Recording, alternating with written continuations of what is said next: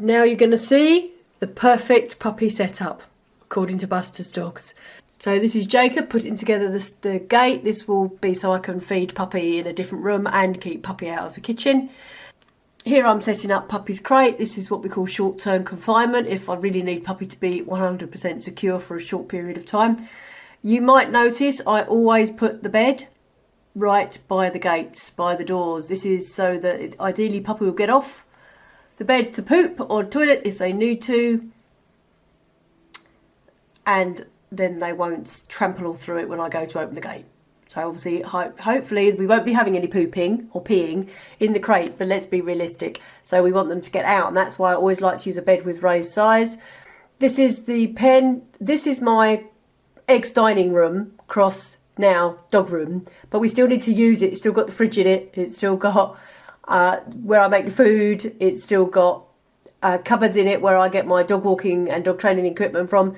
So this needs to be reasonably movable and small. So this is going to be slightly longer term confinement, but supervised. So for instance, if I'm washing up but I can't look behind me to see what the puppy's doing, they may well have to be in a pen. I realise this isn't very big, but it's not going to be, Puppy's not going to be in a pen for very long while he's awake. Obviously a bit of rubber there so he's not slipping on the floor. We've got to protect those growing joints.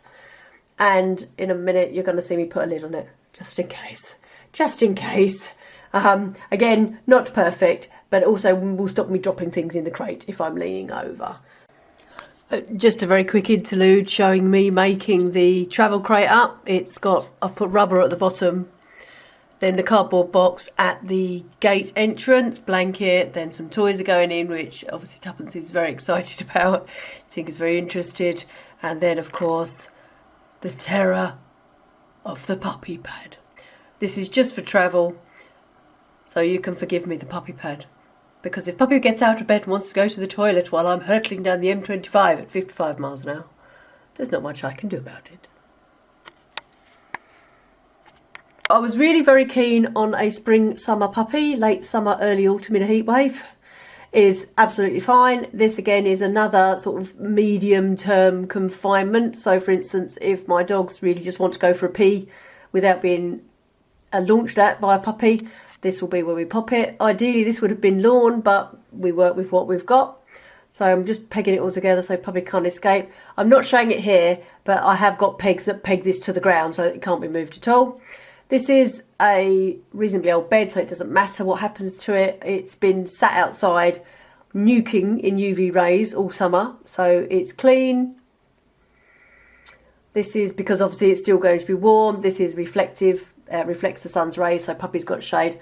I've also got another reflective screen that I can put underneath this, which will also keep it cool in there.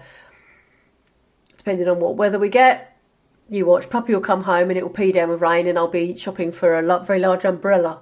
So this screen will be pegged out properly, by the way. It won't be collapsing into the pen. It's just that at the time of filming, I've got another week before Puppy comes home. So I'm going to have to pack all this away and then set it back up again in time for Puppy to come home. Here's the enriched puppy protocol to give him confidence. That's quite rough actually. That's a bit of old doormat. I might put treats in that. I might put toys in it, and there's a bit of carpet. So this is the last one of my 4-week puppy countdown because Puppy's due in another week. I'm very much hoping to get a coming home video up next Monday.